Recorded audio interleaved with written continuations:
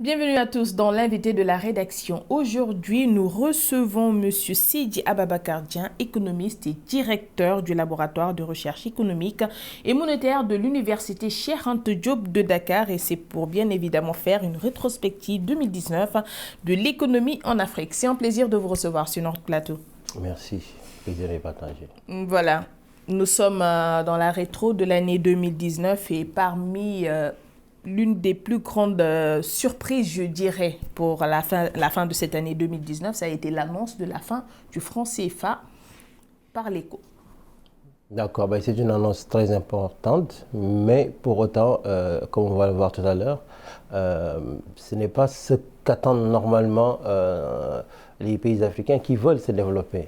Parce que ce n'est pas avec cette nouvelle configuration qu'on va avoir une dynamique de développement. Parce qu'on a, depuis presque 73 ans, on a toujours été dans un régime de change fixe avec certes une stabilité, mais la stabilité, d'autres pays qui ne sont pas dans la zone ont aussi une stabilité, notamment par rapport à l'inflation. On peut prendre le cas de la Mauritanie qui a quitté la zone franc depuis 1973. Et son niveau d'inflation de l'année dernière, c'est de 3%. Donc je pense que ce n'est pas une raison de mettre l'accent davantage sur le fait que oui, avec la zone franc, c'est la stabilité. Mais d'accord, si on a des politiques pertinentes, on peut avoir une stabilité, sans pour autant être dans un système qui pénalise nos économies de manière générale. Et qu'est-ce qui change véritablement? Bon, c'est juste, à mon avis, moi je pense que tant qu'on n'a pas une souveraineté monétaire absolue, on est toujours dans ce lien, je dirais, de... Je ne sais pas comment qualifier ça.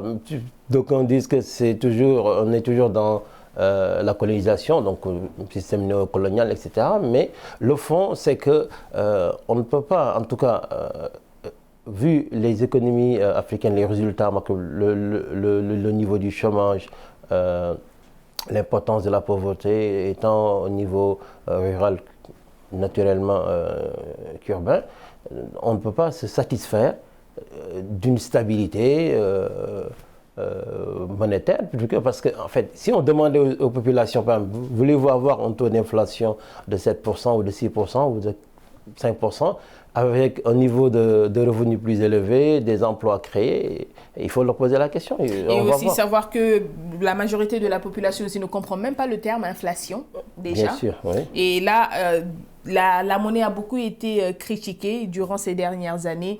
Et là, il y a l'écho qui s'annonce. On ne sait pas quels sont les véritables changements qui seront apportés à cette monnaie-là. Mais pensez-vous que cette nouvelle monnaie pourra nous apporter une certaine souveraineté économique? Moi, je pense que parce qu'en fait, ce n'est pas parce que la France ne va plus siéger dans les organes de décision que la France n'aura pas une influence. Je pense qu'on ne parle pas des gamins quand même. À l'euro. On ne parle pas des gamins. Un coup de fil du président français sur quelques présidents peut changer la donne. Donc, on n'est pas des gamins. C'est pas ça le problème. Le problème, c'est actuellement, compte tenu de la situation économique dans la sous-région, est-ce qu'on a intérêt à avoir un taux de change fixe? C'est ça la question fondamentale. Surtout sachant que la France interviendra en cas de crise économique. Oui, mais parce que la garantie limitée est toujours là. Donc, le haut président français disait que la France n'a pas des amis, a des intérêts. Donc, c'est ce qui continue toujours. Donc, ça, c'est très clair. Donc, pourquoi la France insiste tant pour continuer à garantir notre monnaie? Alors que d'autres petits pays leur propre monnaie nationale. Je ne dis pas que je plaide pour les monnaies nationales. On a déjà une architecture institutionnelle bien huilée, on a des compétences, mais pourquoi toujours aller demander, comment on appelle ça, des soutiens budgétaires ici et là ou demander. Donc, on n'a qu'à gérer le peu de ressources qu'on a de manière pertinente, efficace. Si c'est le cas, on n'a pas besoin de la France derrière. Ce qui est très pertinent d'ailleurs. Et l'autre actualité aussi durant cette année 2019, ça a été la ZLECAf, qui a été bien à l'ordre du jour au sommet des chefs d'État à Abuja, la libre circulation et surtout ce qui pourrait bien harmoniser et surtout faciliter le commerce intra-africain.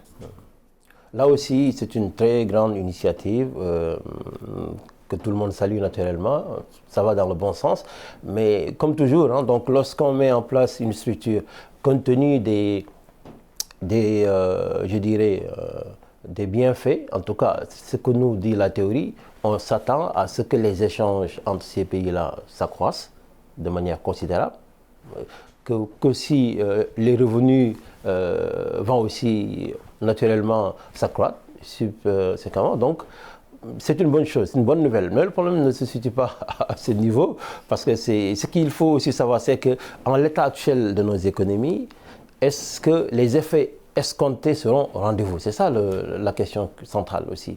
Parce qu'on n'a pas naturellement des économies qui ont des structures industrielles, je dirais, robustes, pertinentes. Donc, est-ce qu'on sera vraiment dans le cas, en tout cas évoqué par la littérature, la théorie, donc qu'on aura vraiment beaucoup de bonnes nouvelles au niveau économique et qui dirait aussi social et politique, parce que c'est aussi un instrument qui peut faciliter aussi, qui peut faciliter une meilleure cohésion politique des différents dirigeants du pays, parce qu'on a un continent où on a beaucoup de zones monétaires ou de zones économiques, et qu'on ne voit toujours pas des avancées notables. Donc ce serait bien, avec cette nouvelle initiative, je pense que ça va dans le bon sens. Encore faudrait-il qu'on ait des politiques industrielles pertinentes,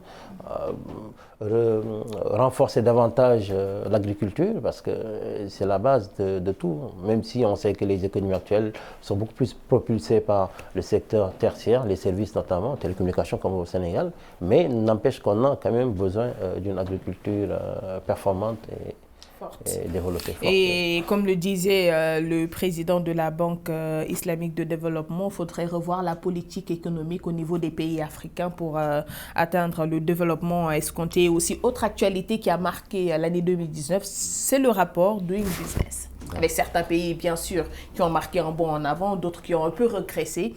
Quand on prend la situation en zone ouest africaine, on peut citer le Sénégal, la Côte d'Ivoire. Et pour les prouesses, le Rwanda, le Maroc, par exemple, sont cités en exemple. Oui, c'est vrai. En fait, bon, on retrouve que 2 pays africains dans le top 50 des meilleures économies. Donc, comme vous l'avez si bien dit, donc c'est Maurice, à la 13e place, c'est aussi le Rwanda, 38e, me semble-t-il. Donc c'est juste vous dire que bon, il reste beaucoup de choses à faire. Voilà, beaucoup d'efforts à fournir davantage pour ces économies. Mais toutefois, ce rapport-là est critiqué naturellement par certains économistes, c'est logique. Donc il faut juste savoir que c'est le support théorique en fait qui sous-tend ce rapport-là, c'est ce qu'on appelle là les droits de propriété. Donc c'est l'école de Virginie, avec notamment 2 Nobel, un prix Nobel d'économie, donc James Buchanan et Ronald Coase, qui sont les économistes les plus connus de cette école-là. Donc l'idée c'est quoi? C'est que c'est le droit qui fonde naturellement l'efficience économique. C'est ça. Donc si on a l'objectif du droit, donc, c'est de faire en sorte que ces droits de propriété puissent être respectés. Et on a vu que l'Afrique est en train de se développer, mais reste quand même à la traîne. Oui, parce qu'en fait, comme vous l'avez dit tout à l'heure en citant le président de la BAD, donc tout le monde sait que le problème qu'on a, c'est comme disait notre président, le président sénégalais, il faut une gestion sobre et vertueuse. On ne doit pas avoir des gouvernements qui dépensent à tout va, dispendieux, alors que de l'autre côté, on ne voit pas les flux au niveau de la population. Est-ce que concrètement, on a un nombre d'emplois créés qui est suffisamment élevé d'une année sur l'autre? On voit la progression. Est-ce que c'est le cas? Il me semble que non. Est-ce qu'on réduit substantiellement la pauvreté, notamment en milieu rural? La réponse est non. Donc ça pose problème. Donc le problème qu'on a, ce n'est pas des problèmes de la monnaie. Il faut une souveraineté, parce que lorsqu'on regarde même l'histoire de la France, on n'a qu'à dire aux Français, regardez l'histoire de la France. Pourquoi vous voulez nous imposer ça alors que vous, on regarde l'histoire de la France?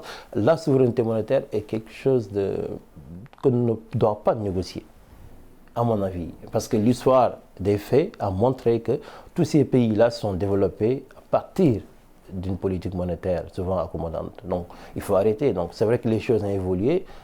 Si on prend de bonnes mesures, si on gère bien le budget, les maigres ressources qu'on a, il n'y a pas de raison qu'on ne se hisse pas au niveau, je dirais, à un niveau beaucoup plus élevé que le niveau qu'on a actuellement. Donc, surtout à noter que les pays africains n'interfèrent rien dans les politiques économiques européennes. Pourquoi ça devrait donc être le cas chez nous?